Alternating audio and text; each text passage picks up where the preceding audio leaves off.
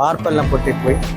അപ്പം അങ്ങനെ അതുകൊണ്ട് അവിടെ നിന്ന് വന്ന് കുറേ നേരം ഇരുന്ന് കുറേ നേരം കരഞ്ഞ് ആ വിഷമങ്ങൾ തീർത്ത് അങ്ങനെ ഇന്നലെ വന്നു. ഇപ്പോൾ ഇവിടുന്ന് അങ്ങോട്ട് നമ്മൾ എന്ത് ചെയ്യണം എന്നുള്ളത് ആലോചിച്ചു. ദുരന്തമുണ്ടായ സമയത്ത് ചൂരമല ടൗണിലാണ് ഞാൻ താമസിക്കുന്നത്. എൻ്റെ പേര് പൊന്നയ്യൻ. ഞാൻ 2 മക്കളും വൈഫും.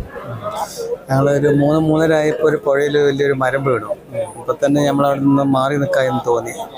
ടൗണിൽ ചെറിയൊരു ഷോപ്പുണ്ട്, അപ്പോൾ അവിടെ വന്ന് കിടക്കാമെന്ന് വിചാരിച്ചു. നമ്മളവിടെ വന്ന് കിടന്നു. രാത്രി ഒരു 10-11 മണിയാകുമ്പോൾ ഭക്ഷണം കഴിച്ച് കിടന്നു കഴിഞ്ഞ ശേഷമാണ് ഒരു 11 മണിക്ക് മഴ സ്റ്റാർട്ട് ചെയ്തിട്ടുണ്ട്. ഒരുപാട് മഴ പെയ്യുന്നുണ്ട്. 11:50, 12 മണി 12 അടിപൊളി മഴയാണ്. മഴയും കാറ്റും. അതിനങ്ങോട്ട് കറണ്ടും പോസ്റ്റുകളെല്ലാം വന്ന് മറിയുന്നു. അങ്ങനെ നമുക്ക് സമയത്ത് 12:50 എൻ്റെ ഒരു സുഹൃത്ത് വിളിച്ചു. രാകേഷ് എന്ന് പറഞ്ഞിട്ട് എൻ്റെ ഫ്രണ്ട് വിളിച്ചിട്ടുണ്ടായിരുന്നു. വിളിച്ചിട്ട് പറഞ്ഞു വളരെയധികം ശ്രദ്ധിക്കണം എന്ന് പറഞ്ഞു. ശരി എന്ന് പറഞ്ഞു. ഞാൻ പറഞ്ഞു മക്കളടുത്ത് പറഞ്ഞു മക്കളെ മഴ വല്ലാണ്ട് പെയ്യുന്നുണ്ട് എന്ന് പറഞ്ഞു. പൊട്ടു കഴിഞ്ഞ് തോണ്ട് മുകളിൽ ഞാൻ സൗണ്ട് കേട്ടില്ല. നോക്കുമ്പോൾ ഷട്ടറിൻ്റെ അടിയിൽ കൂടി വെള്ളം വരിക. ഇനി ഞങ്ങൾ ആ പായൊക്കെ എടുത്തു. ഉടനെ മച്ചിൻ്റെ മേലേക്ക് കയറി. മച്ചിൻ്റെ മേലെ കയറി നോക്കുന്ന സമയത്ത് ലൈവായിട്ട് ഇതൊക്കെ പോവുക. ഇത് മരം, കല്ല്, വണ്ടികൾ, ഓട്ടോറിക്ഷ, ബൈക്ക് ഒക്കെ കാണുകയാണ്. പിന്നെ ഇപ്പോൾ എന്താ നമ്മൾ ചെയ്യാം? ഓടെടുത്തിട്ട് തലയിട്ടിട്ട് പുറത്ത് കിട്ടിയിട്ടാണ് നോക്കുന്നത്.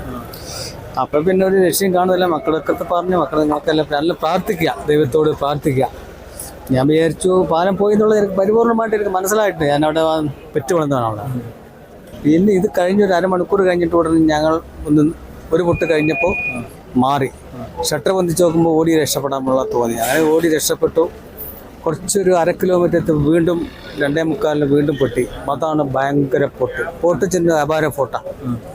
എന്തൊരു സാധനം വരും വെളിച്ചില്ലല്ലോ, എവിടുന്നാണ് വരുന്നതറിയില്ല. പിന്നെ അവിടുന്ന് പിന്നെ വോട്ടാണ്. ഇപ്പോഴേക്ക് ഈ ബിൽഡിങ്ങിൻ്റെ മുകളിൽ നിന്നും അയൽവാസികളൊക്കെ ഭയങ്കര കരച്ചിലോ, അയ്യോ രക്ഷപ്പെടുത്തണേ വരണേ എന്ന് പറയും. രക്ഷപ്പെടുത്താൻ കഴിയുന്നില്ല.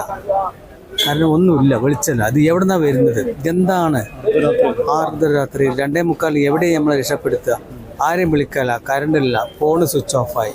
ചെറിയൊരു ടോർച്ച് ടൈമിൽ നോക്കിയിട്ടാണ് ഞങ്ങൾ 4 ആൾ ഓടിപ്പായുന്നത്. അങ്ങനെ ഞങ്ങളങ്ങനെ രക്ഷപ്പെട്ടു എന്ന് വിചാരിക്കാം. വീടുകൾ പരിപൂർണമായിട്ട് വീടുകളൊക്കെ പോയി. എൻ്റെ സുഹൃത്തുക്കൾ കുറേ പേര് പോയി. ഡെയിലി രാവിലെ വരും, കടയിൽ വരും.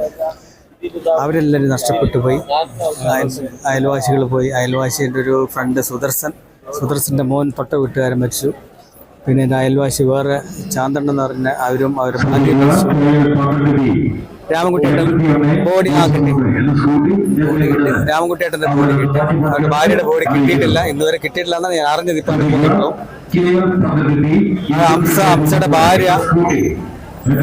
ഹംസയുടെ ഭാര്യയും മകളും അവർ മരണപ്പെട്ടു പോയി. എൻ്റെ നേരെ മുമ്പിൽ ഒരു അബ്ബു എന്ന് പറഞ്ഞത് അവരുടെ ഭാര്യ മരണപ്പെട്ടു പോയി. രണ്ട് ബോഡി കിട്ടില്ലെന്നാണ് അറിഞ്ഞത്.